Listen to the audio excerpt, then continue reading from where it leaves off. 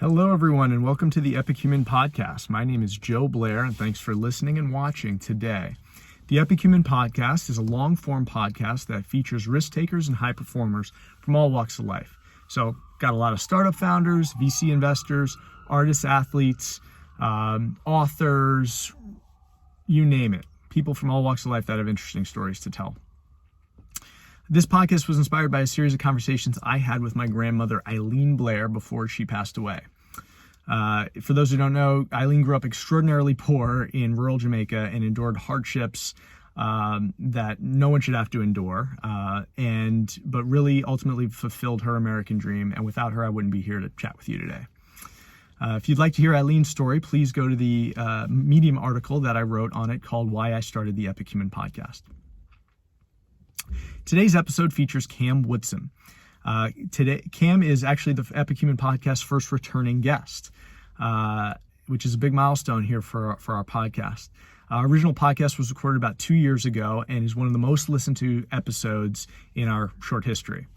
So I highly recommend you go listen to that episode first, but if you can't or don't feel like it, don't worry, we catch up on things pretty quick.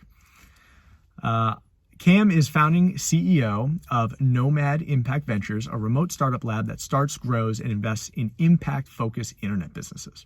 Cam is a digital nomad, which means he lives and works wherever he wants, including every different place around the world. And I would say he really lives life on his own terms. His lifestyle gives him a unique perspective on life, work, relationships, what's important. And he always surprises me with his really unconventional thoughts and philosophical musings. And he's a great guy. We barely knew each other, actually, when we first recorded the episode 2 years ago, but now I consider him a very good friend. This is also the first episode that we've recorded with video, which is why I'm coming to you live from the Subaru here in San Francisco. So we're excited about that. It's a new milestone for the podcast, and we plan on starting a YouTube channel. So stay tuned for that and check that out. Subscribe. I'd love to see you there and hear all your comments there. So without further ado, please welcome an Epic Human, Cam Woodsum. Okay, welcome. I'd like to welcome Cam Woodsum, CEO of Nomad Impact Ventures, remote startup lab that starts, grows, and invests in impact-focused internet companies. Cam, welcome back to the Epic Human Podcast. Good to be back. It's so good to see you. Yeah. It's been almost 2 years, and we haven't seen each other in person, so this is a real treat. Yeah, this is great. I'm excited. I've been thinking about wanting to do an episode 2 for a while, but as we talked about a little bit this past year, like I had some crazy business stuff and was trying to keep a low profile for a bit, but yeah. I'm glad we're back and here we are. Yeah, man, we're going to get into all that. I'm super excited. And so, like we talked about earlier, you are the first returning guest to the Epic Human Podcast. Well, I'm honored. I appreciate it. We're thrilled to have you. It was funny because I was looking back just recently or thinking back, and when we first did the podcast, we met only a week or two beforehand. We didn't know each other very well. But then after we did the podcast, I felt like we know each other really well. And I consider you a good friend now. And we went deep. Yeah. You asked a lot of questions. We really dug in. Actually, I did express this to you privately, but I really appreciated that. It was a cool moment for me to be able to just capture a moment in time of how I viewed the world and how I viewed myself. And it just, you really helped to capture just a snapshot, and you really asked a lot of good opening questions. And now it's something that'll be out there forever. So I really appreciate you, taking the time to do that. And I'm glad we're doing another one. Yeah, dude. Yeah, same here. And I appreciate you just, going for it and being so open. And your story is just so amazing. And I know it's evolved since then, and we're going to get into that. But just for anyone who hasn't listened to it, go check it out. It's the first podcast called The Enlightened Nomad with Cam Woodsum. And so, yeah, you have this very different kind of lifestyle than most people. And a lot of people are kind of familiar with this digital nomad kind of trend. But you're the first person I really met that was actually went out there and did it. And I know things have changed quite a bit since the last time we talked. Like I remember you had some changes around lifestyle, changes around business, changes around like your kind of geographic strategy. So maybe you could just kind of catch, everybody up on since 2 years ago.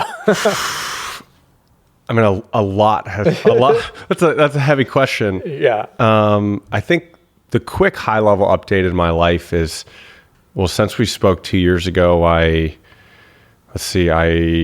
lived in Colombia, Hungary, Serbia, Bali, South Florida. I was in Playa del Carmen, Mexico. And then this past summer I was in Boston, and I was just in Austin, and I'm headed back to Bali on Saturday. And I'm planning to make that, I think, my home base kind of indefinitely going forward. And business wise, things have been really good. I've gotten to a good place. I've really focused the last few years. I've really been focused on building passive income and just trying to eliminate finances and money from my life equation, I guess. Like just removing that so that I can just focus on spending my time in ways that will make me happy and give me meaning and add value into the world. And so that's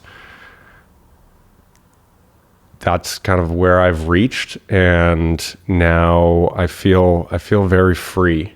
I feel like over the last few years, I've done that. And then on a personal side, I've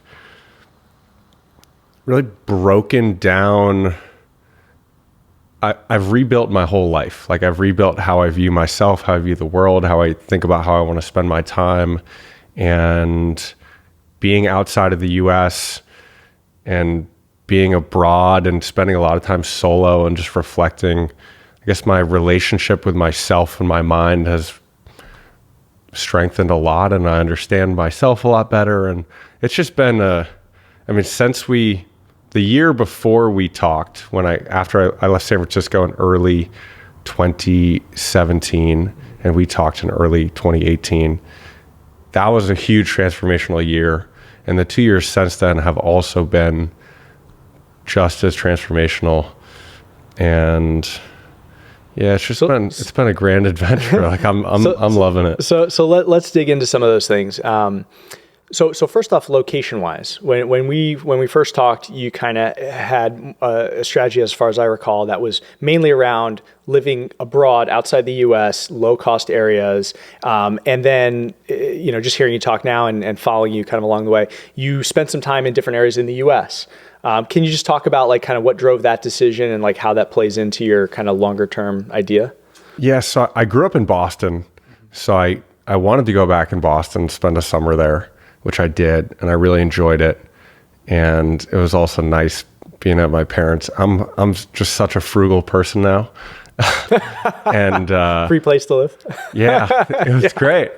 And then I was in Austin, and a big part of it was, well, this past year I had a return flight back to Bali in January that I didn't go on, and the reason was because I've been dealing with acne for a very long time, and I decided to get on Accutane, which is like an intense acne drug.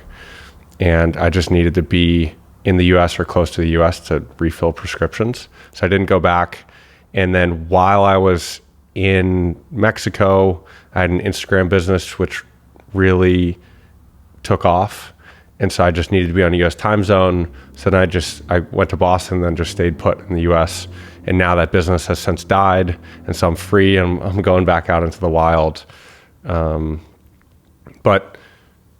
being back in the US it's been interesting on a lot of levels, which that's a very vague word, but. In what ways? Positive, negative? Well, mix? I mean, growing up in this country and living the first 25 years of my life here, and then spending essentially 2 straight years not in the country. And it's changed dramatically in a lot of ways since I've left. I mean, there's been a lot of, even within just in the Bay Area, as far as, I mean, the Me Too movement happened, the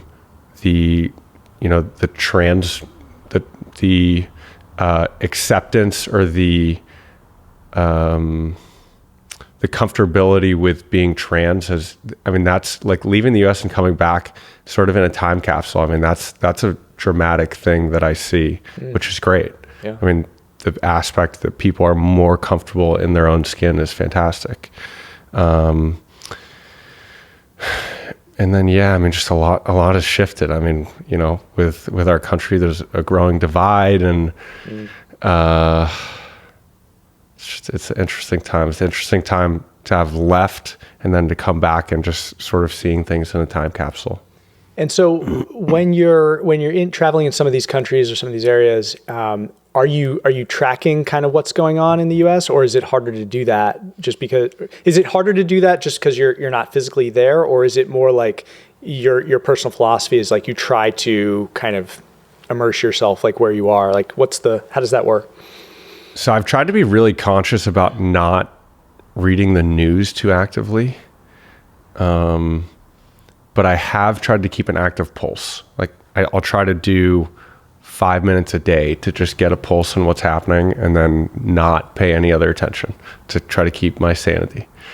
And after Trump won the election, I used to be an avid Twitter user, and I got off Twitter because Twitter's amazing because you're inside the minds of lots of interesting people. But when everyone's minds are in a state of chaos and destruction, it's a horrible place to hang out. So I left Twitter essentially. But my favorite way abroad, not being in the US, not being able to talk to Americans all the time, my favorite way to keep a pulse on what's happening are comment sections. Where? So it used to be ESPN. Okay. And because earlier on when I was traveling, there was the whole thing with NFL players kneeling during anthems. Kaepernick, yeah. And the comment sections were wars, absolute just bloodbaths. But I found it to be really insightful of just understanding what really random people, because I mean, who's taking the time, right, to debate people in an ESPN comment section? It's a very random selection of humans. Right.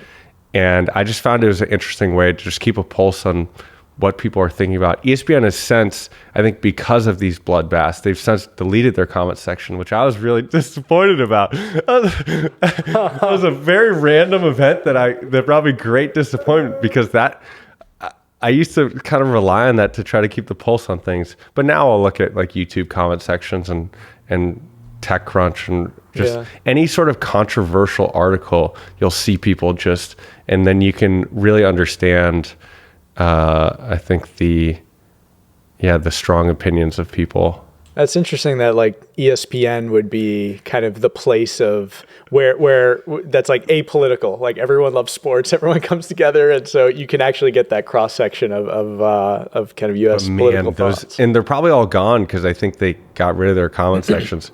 But those comment sections, when it was talking about kneeling, oh my God, people used to be trying to kill each other in there. It was wild. It's intense. Yeah, I've also similarly like tried to go on a news diet. Like I deleted like my CNN, like all my apps for news, and I've over the past couple of years, and it has helped a lot. And yeah, like sometimes I'll hear people talking about something that happened. Oh, this happened today, and then I'll like go check it out. But that's enough. That's enough for me. Like I don't need to like. Because the big things you hear about, but like the little things you don't really need to know about all the time. No, there's a really interesting graph. I have one of my favorite thinkers is this guy, Nat Eliason. And he wrote an article about how there's basically an inverse correlation between, if I'm describing this right. Yeah, there's an inverse correlation between how much time spent reading the news and the importance of what you're reading. Mm-hmm. And so it's like in the first couple of minutes, the stuff's really important, and then it just very dramatically decreases. And the news cycles are built just to hook you in. But I thought it was an interesting way of thinking about things. Okay, there's only a few minutes of stuff that's valuable to know, and then everything else is just junk and noise. Yeah. Well, so just shifting gears a little bit, you talked briefly about acne, and you put a YouTube video out kind of talking about it briefly. I was just wondering if you could comment a little bit about that, like what that journey's been like for you. And first off, just want to say, like, I was just so impressed with your courage to like talk about that so openly and your vulnerability. But maybe you could just kind of like walk people through kind of that journey for you, because it sounds like it was kind of quite a journey. Well, yeah, I mean, it's something I'm 28 now, and it's something I've been dealing with since I was 16 or something. And it's something where I didn't have, some people have really intense like cystic acne with really deep scarring and really, I didn't have that, but I just had just very consistent. My skin would be normal and then it'd flare up. And so for 10 years, I dealt with waking up every morning and hoping that my skin, it doesn't flare up, because right or wrong, it very much affected my confidence, especially on a dating level. I mean, like interacting with guys, guys don't give a crap, right? But on a dating level, I mean, yeah. That, for better or for worse, that matters. And your self-confidence and how you feel about yourself matters.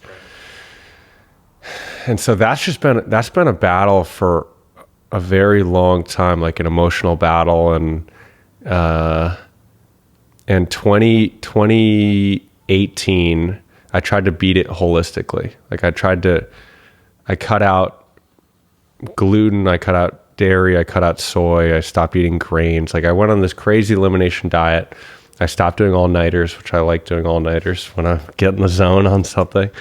I really tried to do everything in my power. I cut out all my favorite foods and did everything humanly possible in my power to beat it holistically. And I failed. And it still kept flaring up. And that was tough. Like the end of last year was tough, because if you give everything in your power to try to do something, you do everything you can do and you still lose. That hurts really bad. And then I ended up, it was as simple as getting on Accutane, and my skin cleared up within a few weeks. And they call it, it's known to have a bunch of side effects, but it's the closest thing there is to a cure for acne. And so hopefully, knock on wood, that it'll never come back. But my skin's been very clear since the beginning of this year, and it's been great. I mean, I think the biggest thing is, since I started traveling, I got my life and myself and everything to a point where everything in my life was exactly how I wanted it to be.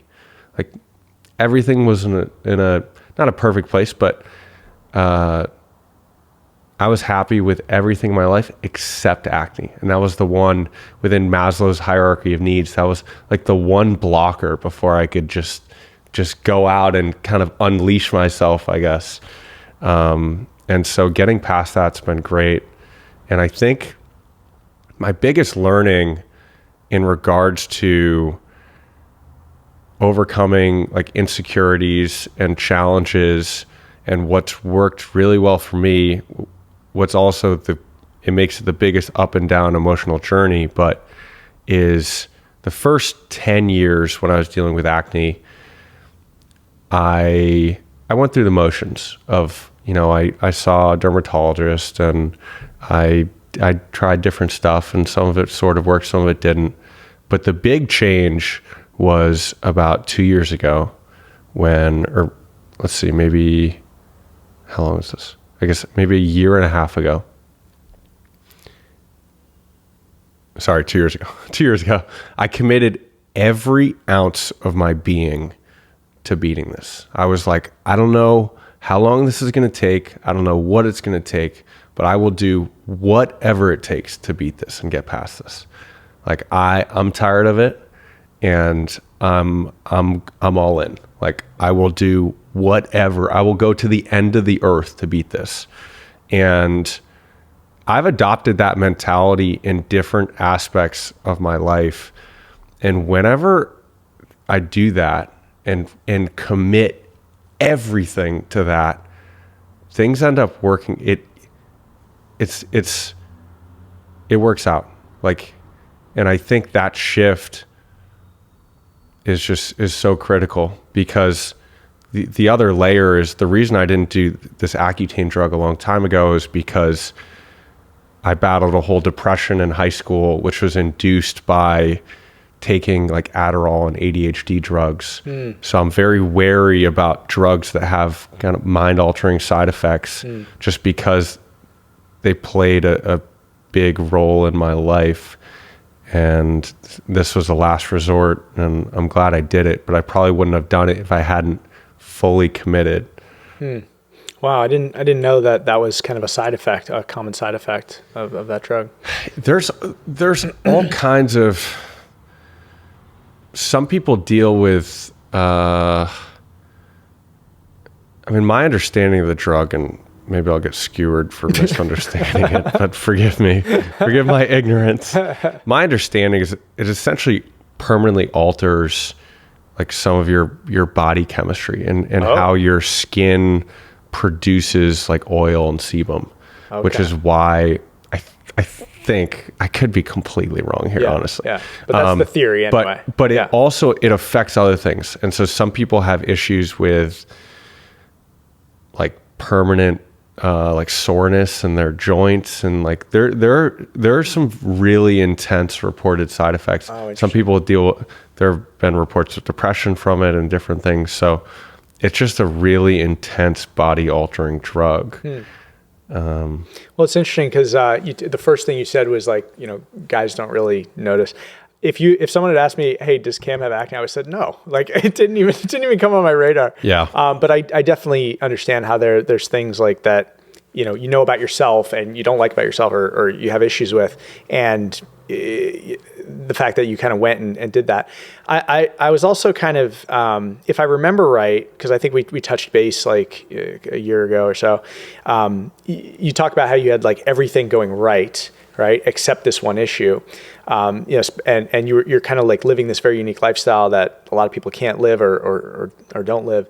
And then what I think I heard you say earlier is you had to move back to the US to do this, right? So you kind of had to solve this issue, you kind of had to compromise on that issue. Like, how did you think about like those trade-offs? And well, that was part of it. It was, I mean, I sacrificed a lot to battle this. I was really happy living in Bali, and I left, and I came back, and I sacrificed so much on a diet level. I sacrificed where I was living. I mean, that was part of my commitment. But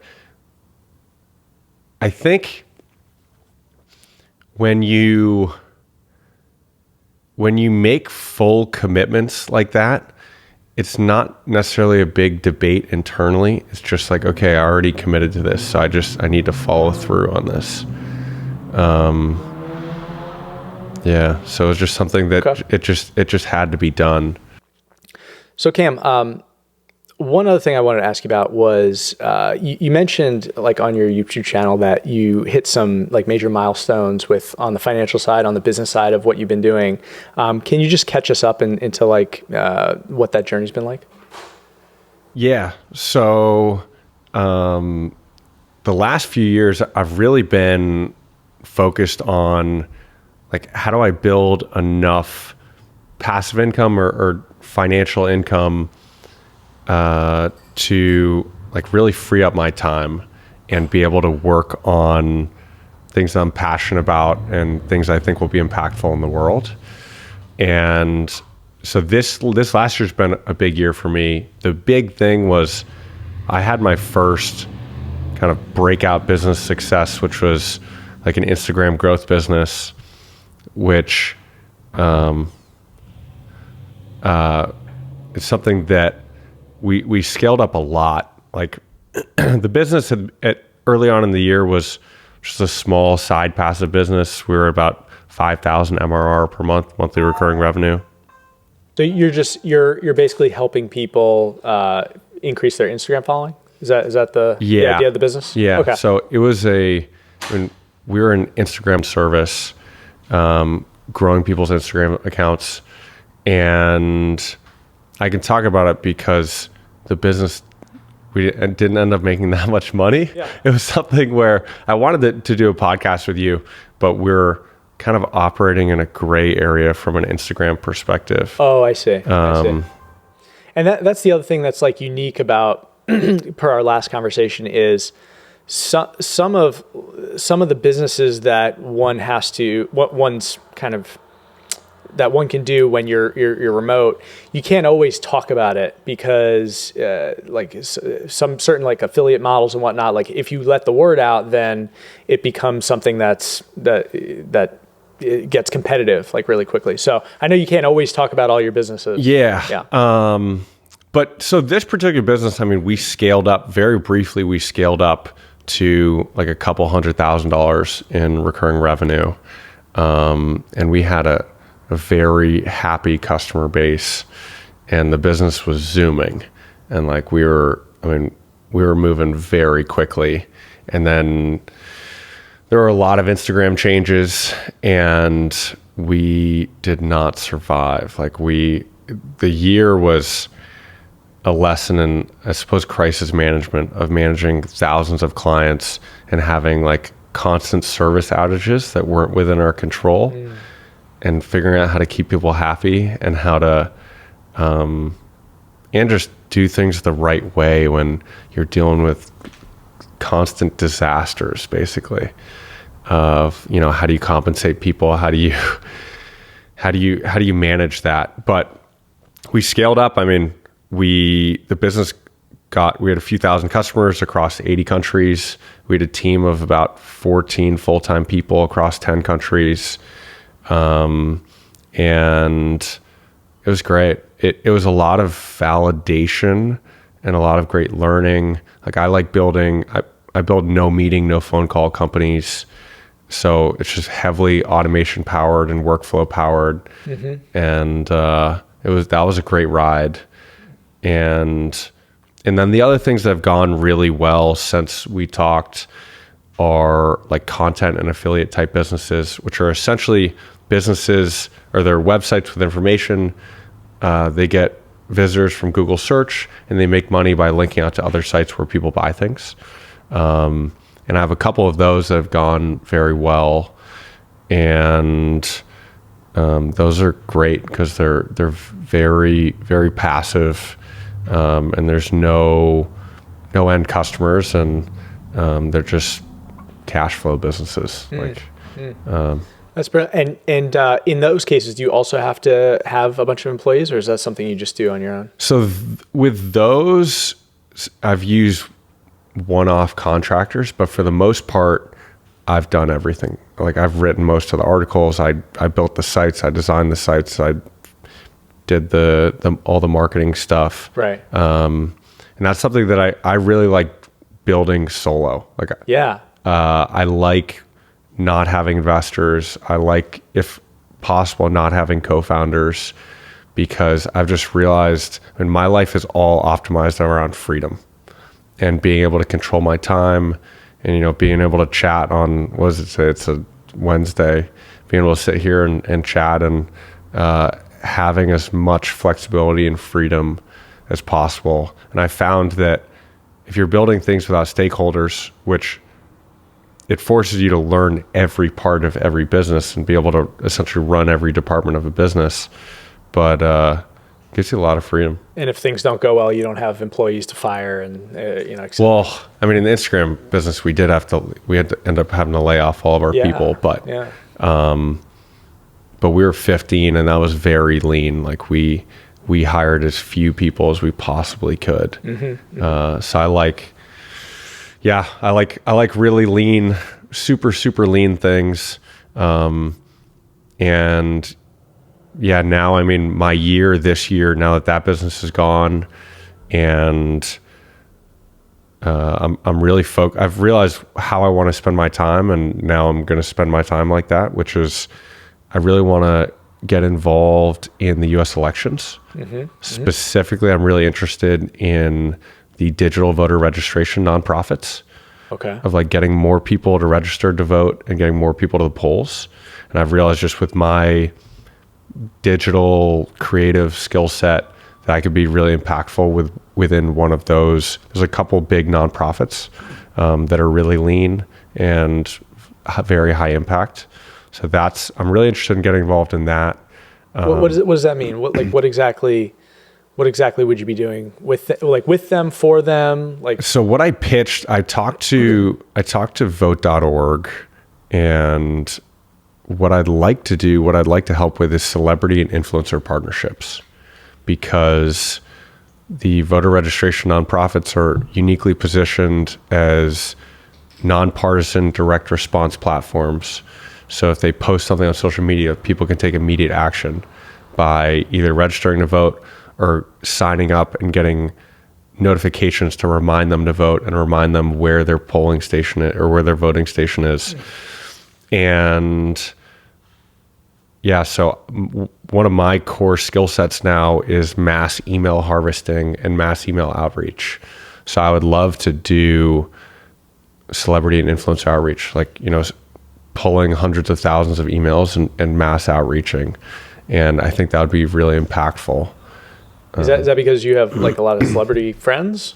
No, it's more just because I understand how to scrape lots of emails off the internet. And so I think that I could build out like a very large contact list and then run very large scale outreach campaigns. And because the interest in this upcoming election is so high that a lot of people want to get involved, but probably don't know exactly what the right way to get involved is. And so that's where I think if you lay it up, you say, hey, here's some images you can post on social media, here's some messaging, and this is why this might be interesting to you. And if you put that in front of a ton of people, then there's a decent chance that a lot of them are going to do something. That's refreshing, because you know what I thought you were going to say? I thought you were going to say is like, hey, I love this candidate. I'm really, all behind this candidate. But you're really, this is really a bipartisan kind of activity. And I thought about that. I thought about getting involved within a campaign, but I really like building lean things and operating independently. And I just concluded, I could do that. And if nothing pans out on the digital side, I probably will end up doing that. But I don't think I'd enjoy it. I'd do it, but I don't think I'd enjoy it. Yeah. Well, what do you know what the stat is in terms of how many people actually vote? It's like shockingly low. I don't know that stat. Yeah, but it's like... Thanks for exposing me as a fraud over here. You're welcome. No, but I think it's well known that it's shockingly low in terms of how people turn out. And I actually really respect that you're basically enhancing the democratic process, not necessarily like kind of like picking a dog in the fight. And that's refreshing, just, like we talked about in this like divided world we live in right now. So I appreciate that. I think there's going to be long-term ramifications of this divide. I feel like it's going to take our country a very long time to recover. And if ever. Yeah. Right. Since I've started traveling, I've thought about being less on one side or the other and more being like pro understanding and pro compromise. Of like, okay, how do we build something that works for more people and that we can kind of meet in the middle on. And one of the things that frustrates me the most about Trump is just very dividing. Like he and that's a big reason why things have worked for him, is he's made things very polarized. And part, I think his supporters might counter that some of it has been, the news on the other side, and that's probably fair, but there's been a lot of dislike towards other people that's been sowed, and I think he bears a lot of the responsibility for that. Yeah, and I would say it's also possible that he's just he's taking advantage of something that's already happening, right? And he's done it masterfully. Oh yeah, you got to be impressed in a way, but yeah, and I wonder, like, I think about too just the geographical divide we have in this country, between the coasts and like the middle of the country, and these kind of these vacuums that are what are they called? Kind of echo chambers that are happening on the coast. I mean, San Francisco is like as good an example as you could imagine. But I remember when I was living in Canada, I had a similar kind of feeling where it was like, because I was outside of it, I was more like Team USA as opposed to like any particular political party, because you kind of, when you're outside of it, you kind of realize like, hey, we're all in this together. We have a unified identity of some sort, especially from the outside looking in. But yeah, it's interesting. So tell me also a little bit. You kind of mentioned you're at this point where things are going well on the business side. You're kind of optimized around freedom. Financially things are going well. On one of your recent kind of YouTube posts, you said something that kind of was impactful for me, or shocked me, was you now feel like you've reached financial freedom. I mean, that's a big deal. Like, yeah. Can you talk about like just what that means to you, or like how that changed your mindset, or? Well, I think the big thing to point out first off is that I've reached financial freedom from a Bali perspective, not a baller perspective, a Bali. This has been part of my reflection of being in the U.S. is, if you want to quote unquote ball out in the U.S., you need to make a lot of money, like a lot of money. But if you want to ball out in a place like Thailand or in Indonesia, you don't need to make a lot of money. And yeah, that's been a big shift. And sorry, I got distracted. What was the original question? I guess my point is, I guess in general, it's less about like the practical, like how did you get there or what. I'm just curious as to like how that changed your mindset of, okay, now I've reached this milestone that I've been driving towards for a really long time. It seems like you're still going to be operating, your businesses are day to day, but it's not going to take as much building. It's more like sustaining. Yep. So how has that changed like your mindset? Like you've been driving towards this goal, you finally reached it. And like, how does that feel? It feels amazing. Like I've had different moments in time where, I'll go for a walk, or I'll go down, when I was in Austin, I'd go down to the river and kind of just sit there and just think about the wild ride it's been to get to today. And it's a really good feeling. And I think that in combination with figuring out how I want to spend my time and how I find meaning in the world and from life has been very transformational. And the big thing for me is, number one, working on things that'll be impactful from like a country and climate change perspective, which is why I want to get involved in the elections.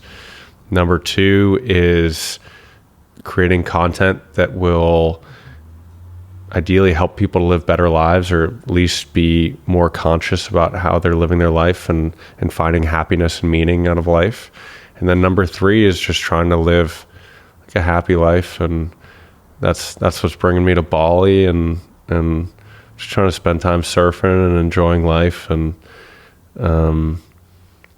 but it's this point of freedom from a financial standpoint has definitely brought me a lot of peace, and I think it's empowering to to push harder to,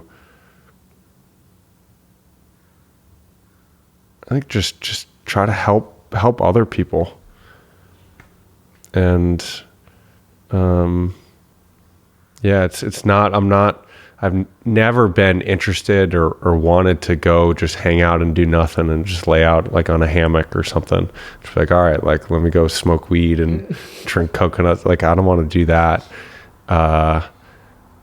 I do want to do more things that'll make me happy on a day-to-day level, but I really want to create. I love building. Like, I love building things. And now I just feel like I have the total time freedom to invest my time in ways that ideally will create like meaningful change and impact in the world. And on the election side, I sort of feel a moral obligation to get involved because of my time freedom, because I have the time, because I can, and because I think my skill set aligns really well based on how I described things before. Because my skill set aligns well, I just feel like I need to get involved. I need to try to use what I've learned and what I've become good at in a way that is more than just bringing more income to myself. Mm-hmm. And on the side of helping other people, since we put out the podcast, I've sent our podcast to a bunch of people. A bunch of people have reached out. You're an inspiration to a lot of people, especially young people who kind of, when I talk to them, they're like, I didn't even know that was a possibility, right? And so I love that you're kind of building this YouTube channel and this presence to kind of share some of the lessons learned. You shared a few already that I wanted to ask you about. One was about launching early, and I love that. I love that in your YouTube post, you're talking and there's like a car alarm that goes off, and you're like, great, a car alarm. But do you know what was the funniest part about that? What? As a listener or a viewer, I couldn't hear the car alarm, and I thought it was so. It was just a perfect example of the things we notice when we're creating that you don't notice when most casual viewers don't notice. So for example, I put out a podcast this week and I was like agonizing because like there was some static, in certain parts of it. I'm like, oh my God, and then, but no one's ever come to me and said, yeah, great quality on that podcast. Right. Yeah. But talk to me about like a little bit about this launch early, especially I want to touch on like the tension of launching early, but the quality has to be high enough, especially, has the bar for quality for business, for websites, for images, for video keeps rising. How do you think about that as like a business builder? Well, I think the first thing is I try to keep that launch bar really low. And yeah, there is the tension of, oh, I don't want to put out something that's embarrassing. But if you look at my first couple of YouTube videos, like maybe my second one, the lighting in one of them is horrific, like so bad. Like there's these crazy black spots on the screen, and I just think it's so.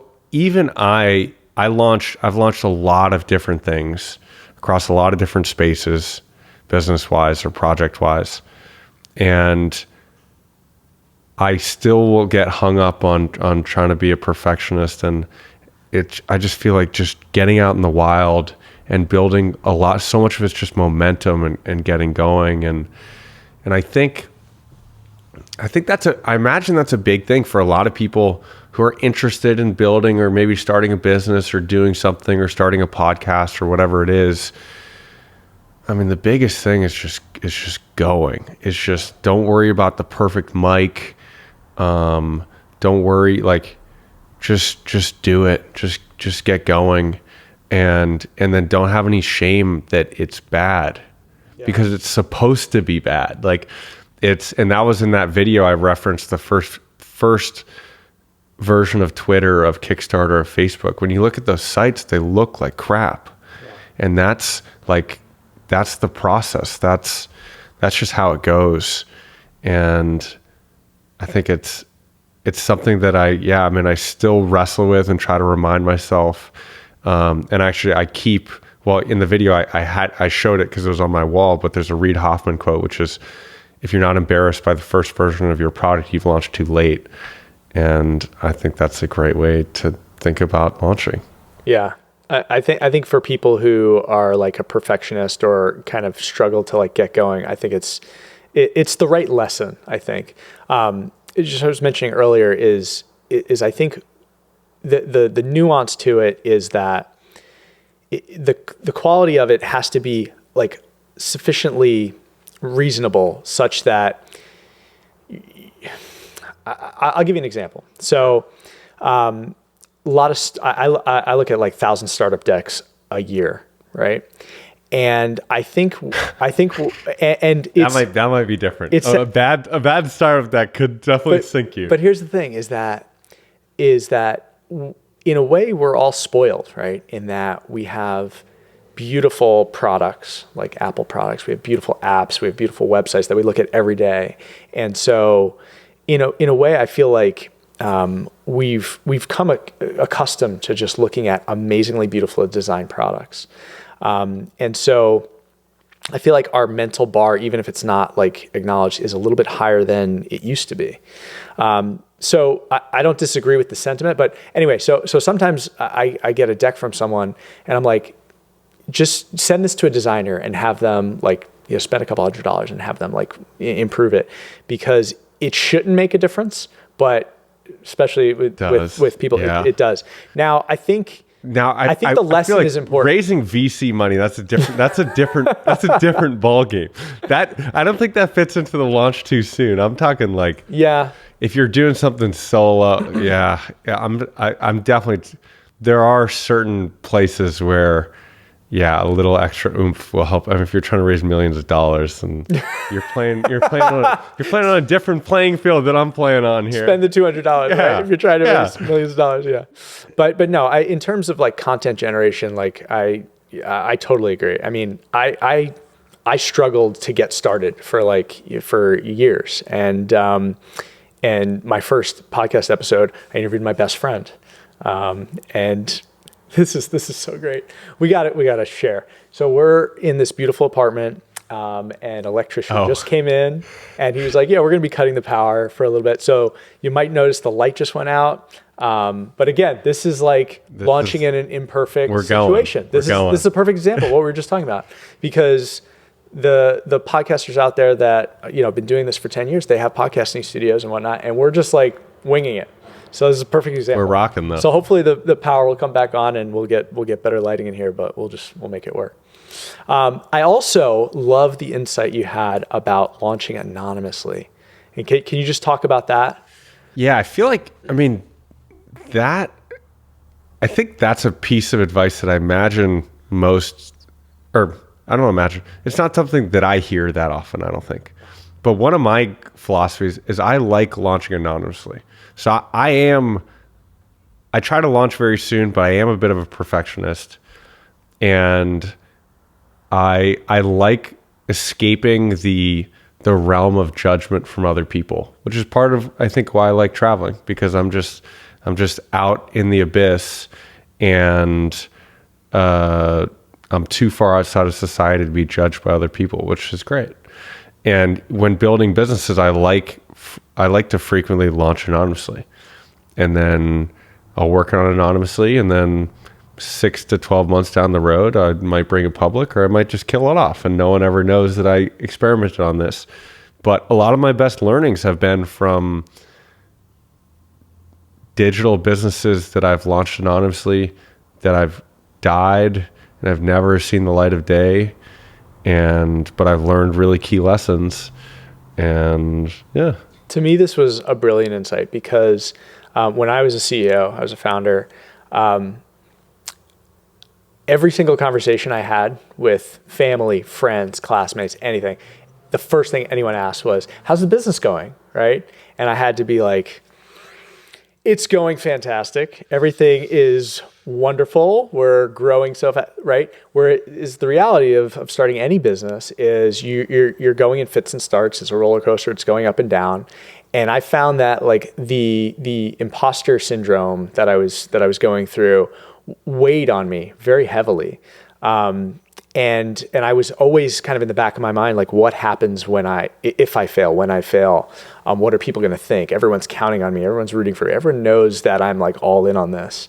But the idea of doing this, like, without updating LinkedIn, without telling people, like, and then if it works out, great. And if it doesn't, no harm. That to me is just like an incredibly brilliant insight that I've never heard anyone talk about that. Yeah. I mean, I feel the same way. Like when I'm building new things, granted, now that I have some things that are making money and I don't really feel as much pressure and I care less. And I guess part of it's just from more self-confidence and yeah, just not caring as much about what other people think. But, even now when I'm building new things and I'm constantly building and working on new ideas, I kind of like doing it in isolation. Like I don't like answering that question because with a new thing, there's no update. Like if you look at the site, it's going to look bad. Like yeah, I don't have anything cool to share with you. Even if I'm really bullish this is going to work out, but I don't really like to talk about new things, especially if I haven't started at all. I don't really like talking about new things because it's just hard for people to grasp it if they can't touch it and see it or experience it. And like you said, there's not always an update. It's like, it's a week later. Like, what do you, what do you expect? And that's where I think, building businesses just in the darkness and in a foreign country is great because, when you interact with a lot of travelers, people don't really care what you're working on. They're just meeting you as a human. Yeah. And it's not like in a major city in the US, oh, what do you do? What do you, and when I'm building new things, I don't want to talk about that. Right.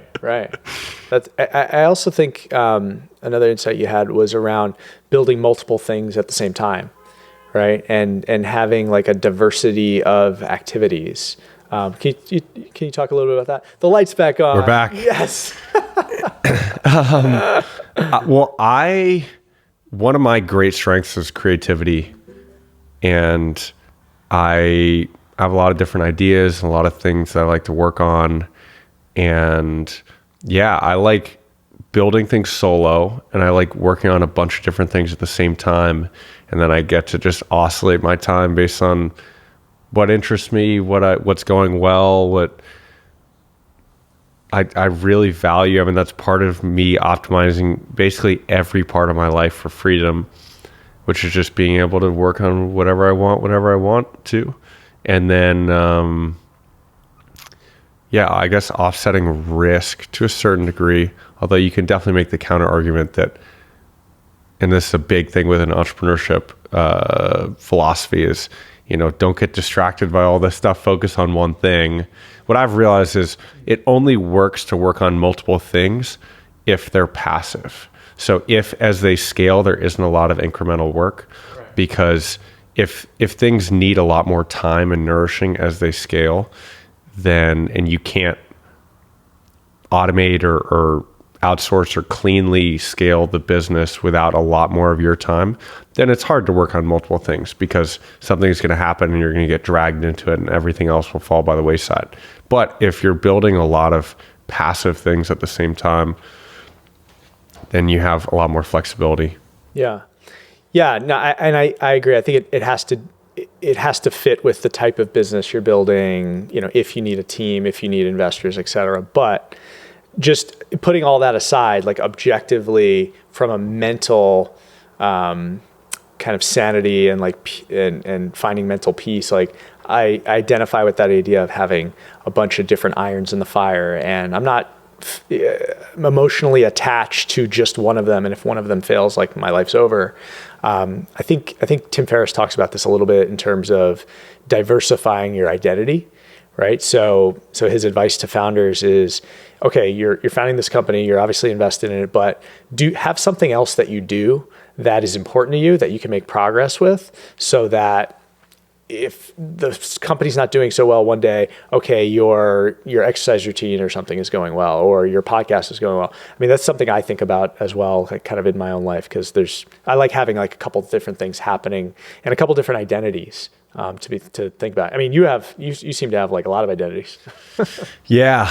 I think the big thing in that regard, I guess, is part of my identity, I suppose, is as just like a life optimizer, like someone who's searching for how do I be happier and how do I live a better life.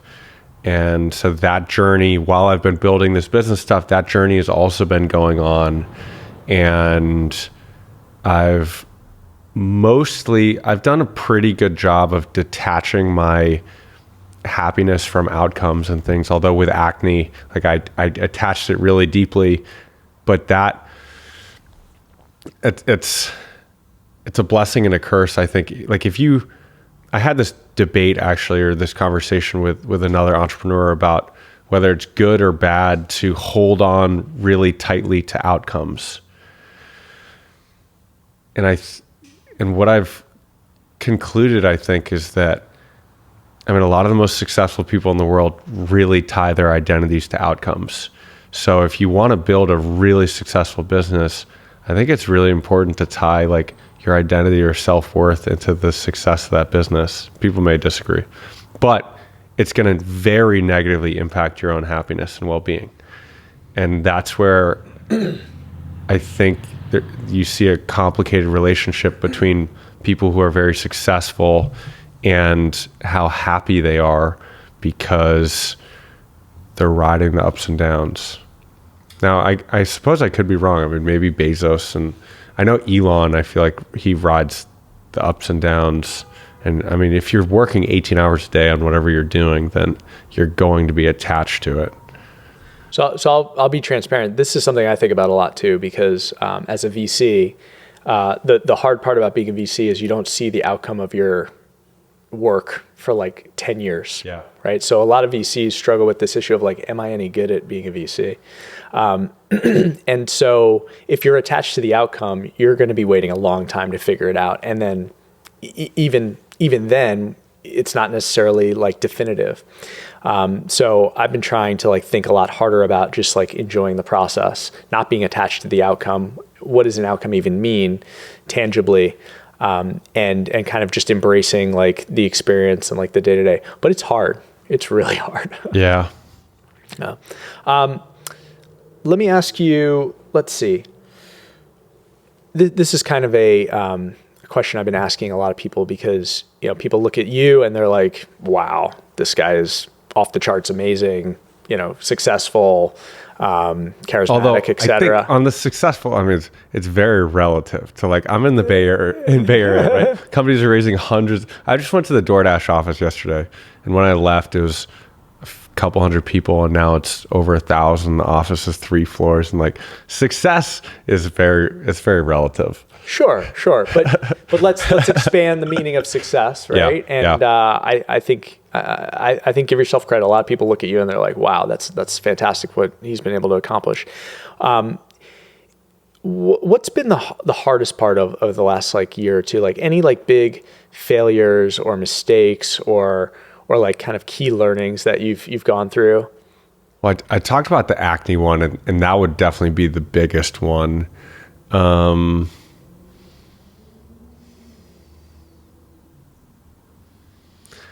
Well, this sort of answers your question, but I think it'll be an interesting topic, so I'll run with it, which is,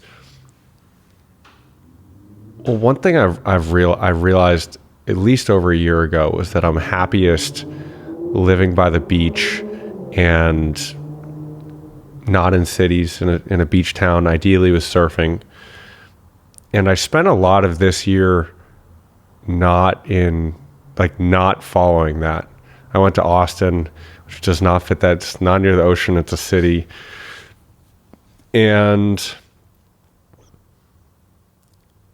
I think, well, I've been thinking a lot since I started traveling about trying to really tightly align what I know to be true or what I believe or what I think with my actions. And I think everyone in the world, we all operate with some sort of a gap between, okay, this is what I should be doing and this is what I'm actually doing. And there's a gap. And I think a lot of people have very large gaps of they know what makes them happy or what they're passionate about, and they pursue something else. And I've tried to very tightly align those two and try to reduce that gap dramatically, which I think is a really important thing for being happy and being self-confident. But I failed in this one regard of I know I've become very in tune with what type of living environments make me happy. And then I didn't do that. And so I consider that a failure to a certain degree. It's a low stakes failure. It's sort of low stakes. But the learning is I want to spend like the rest of my life living in places that will make me happy, which is surfing by the beach and not in a city. And I think maybe the other interesting just piece of that is how big your living environment, how important your living environment can be on your happiness. Like even coming back, we're in San Francisco right now, and I lived here for a year. I'm just visiting for a few days and catching up with people I enjoy spending time with. And man, I couldn't live here. I couldn't live here. I was the other day, was it yesterday? No, I'm sorry, 2 days ago, I was trying to take an Uber from Soma to Nopa Valley or somewhere. I don't know the neighborhood names that well, but it took 20 minutes for the Uber just to get to me because of all the one-way streets and traffic and bus zones. And then it took another 20 minutes to drive like a mile. And I was like, oh my God. I was like, this should be a commercial for remote work right now. Like, yeah. I mean, I just spent, 40 minutes commuting like a mile. And I was like, my God, like this is... I don't blame you. It's terrible. I was like, this is not good. I don't blame you. I don't blame you at all. While we're on the topic of kind of mental health and kind of, finding like aligning those, like what you want your life to be and like what it is. You talked a little bit recently about music, and I think we talked about this last time as well, but yeah, we did. We talked about dancing. Yeah, we talked about dancing. And I know you've kind of taken a very specific strategy around like the music you listen to, how it affects you. Can you just refresh us on that and catch us up there? And then I want to ask you a question about it. Yeah. I mean, I listen to happy music and I spend, what was my Spotify year-end stat? I'm actually trying to spend less time listening to happy music and more time like listening to like information and podcasts because I'm sort of addicted to it in a good way, I suppose. But I just realized that listening to happy music, which is tropical house music, which is upbeat happy music, and reggae music, which is chill happy music, just puts me in a good mood. Like if I'm walking around, if I'm on doing whatever I'm doing, and I'm listening to happy music, like it just makes me happy. It's a really easy shortcut to just being relaxed and happy. Even thinking about it right now, I'm chill, like I'm sinking into the chair here and I'm smiling. And yeah, I went to ACL, which is a music festival in Austin, and listened to rock and rap and other people where the music's not oriented around happiness. And I'm trying to block it out. Like I realized, whatever you feed into your brain is what is recycled around and moved around in your brain. And so if you feed in good vibes, like that's where, if I'm living by the beach and I'm doing things I enjoy doing and I'm listening to music that brings me peace and happiness, then everything about life just becomes better. Okay. So I largely agree, but I want to challenge just because I've been thinking about this lately. Hit me. So I largely agree because I find like day to day, I listen to a lot of like new poppy music, and it's for the same kind of reason. It's like, it's fun, it's exciting, it's it doesn't make you think too much. It's just kind of like happy, bubbly kind of music. And I realized recently, like, I hardly ever listen to like what I think of as like my favorite artists or the artists I grew up with, because when I listen to that music, I'm often, like, more so than any other sense, like if I'm hearing music from like when I was in college or when I was in high school, I am brought back there, like emotionally, like mentally. And for some reason, maybe it's just me, like, more often than not, it's like I'm brought back to like the stresses of that time, or the challenges of that time. So for example, there's this amazing Strokes album that I love, but I listened to it like nonstop when I was like doing my master's in engineering. And when I listen to that music, although I love it, it takes me back, and I'm like all stressed out. I'm like, oh my goodness, I'm never going to finish this project. So that's what I found. So I largely agree. However, I've recently been exposed to an idea by a guy named Peter Rollins about lack, and like, and this kind of ties to social media a little bit, in that social media is, for the most part, is a lot about showing your best life, your best self, your vacation photos, showing all the great things and not showing the vulnerable side, which is again why I was so impressed with what you were doing with talking about acne and talking about some of these other issues.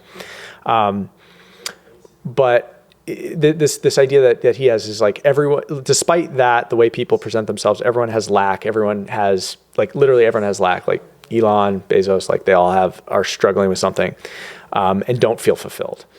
And so what he brought up is that the contrast, which is again somewhat related to music and environment, which is contrasting the dance clubs, right, where the music's really loud, it's in your face, you can't talk, you can't think, you just can dance, express yourself, with the old like Irish pubs. He's an Irish or UK type of guy, where people would go, they wouldn't get drunk, they would just drink maybe a couple beers and talk. And more often than not, they're talking about their problems. And it was a place, like, it was an environment, it was a community where people could talk openly about the things that are challenging for them, be heard, and then go home.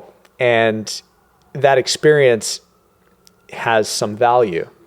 And I've been kind of wrestling with that idea recently and thinking, well, should I only be like, if I'm only listening to the music or having the types of conversations that are making me feel good, am I trying to escape something that I really should be dealing with? I'm not sure if you've kind of thought about those. So I do. I mean, is there value to that? Is there value? So what do you mean by escaping something you should be dealing with exactly? Like, is there value to remembering hard times? Is there value to ruminating on things that didn't go well in your life?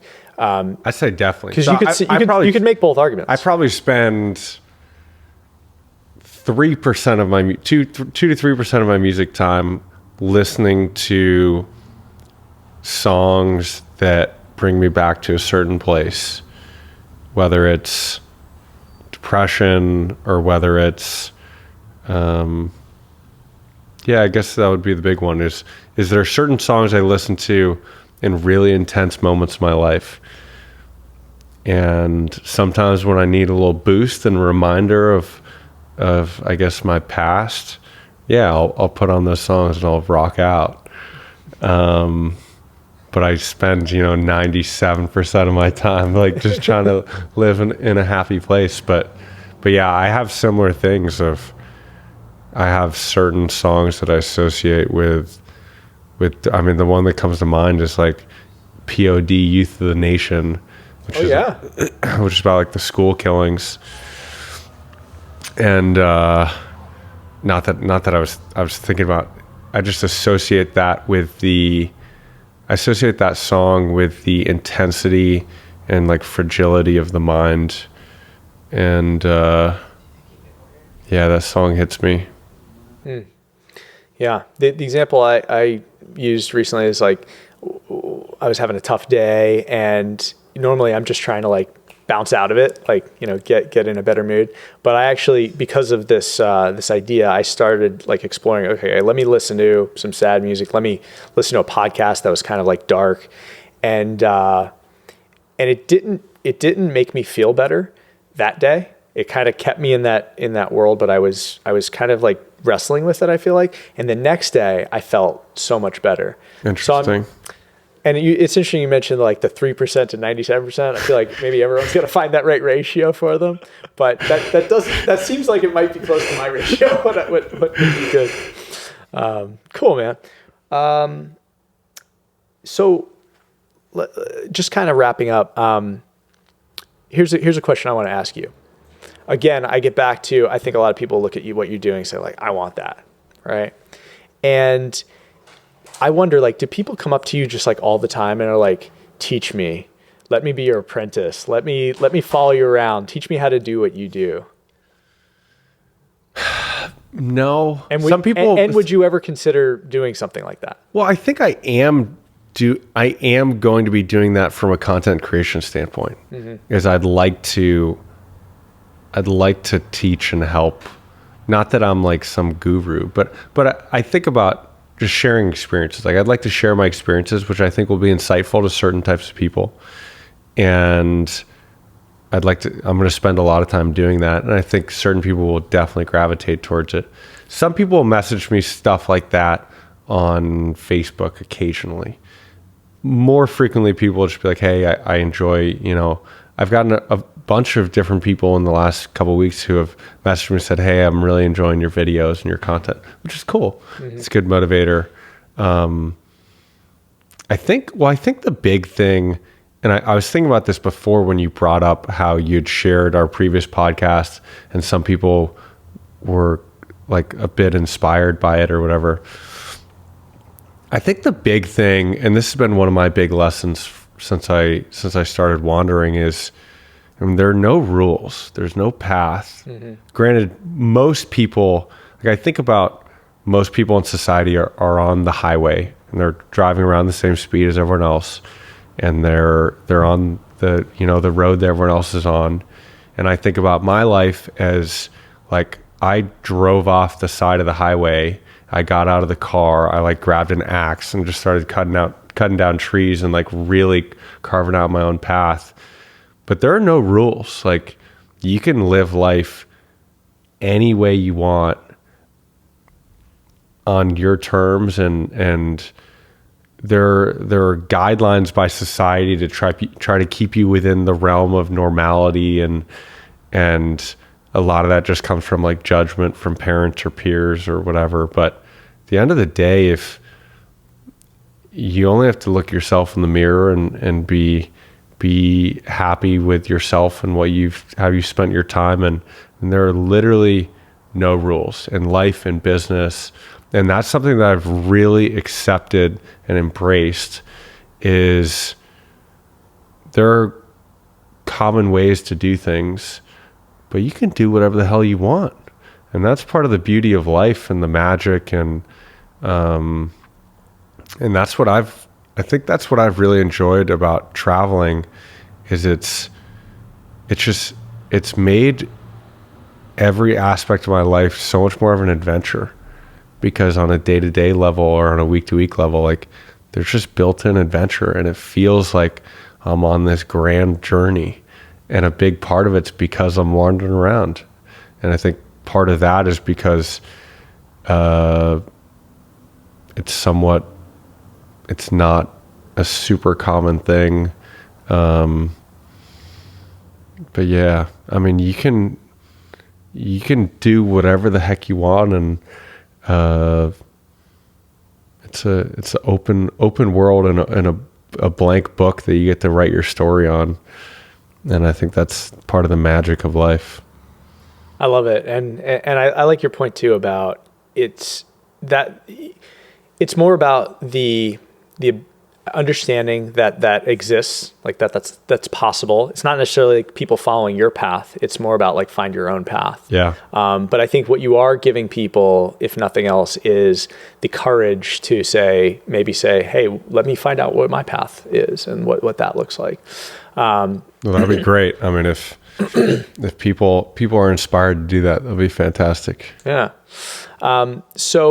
And I want to thank you too, because 2 reasons. Number one, you kind of got me really thinking hard about remote work and distributed work. And, Cool. And I've actually translated that into like an investment thesis, and I've been like digging really deep into that area. Very soon be making an investment in a company there. Cool. And I actually ran I didn't tell you this yet. I ran a remote conference on remote work. Really? Yeah. So I had it was like 30, 40 people. It was pretty small, but 30, 40 people from all around the world, like conferencing in investors, founders, thought leaders. And it went really well. And I think it's a trend in a community that's really young and exciting and just has tons of upside. So thank you for that. And just thanks for, being an inspiration to me and to a lot of people who listen to the podcast, just about like living life on your own terms. So I appreciate it. Appreciate you coming back on. Well, I appreciate the platform and your time and the conversation. And That's awesome, man. And so how can people find you if they want to follow you? So I have a website, which is camwoodsum.com and camwoodsum.com. And I have an email newsletter on there. And then you can find me on YouTube on Cam Woodsum, where I've recently started putting out videos. And that's its own journey. And Instagram, same thing, Cam Woodsum. Twitter, Cam Woodsum. And yeah. Awesome, man. Well, encourage everybody to go check Cam out. Thanks for listening to today's episode of the Epic Human Podcast. Today's episode was brought to you by SBZ Legal, a boutique law firm based in Oakland, California, that specializes in working with early stage startups. Having met all of the individuals at this organization, I can attest that they not only talk the talk, they really walk the walk. And you couldn't ask for a more down-to-earth, mission-oriented group of people. Highly recommend. And if you enjoyed today's episode, please follow us on Twitter or Facebook at Epic Human Pod. And if you liked today's episode, I would ask that you like and subscribe. And if you love today's episode, I would ask that you give us a rating and a review, good or bad. It really just helps to make the podcast better. So until next time, we will look forward to seeing you on the next episode of the Epic Human Podcast.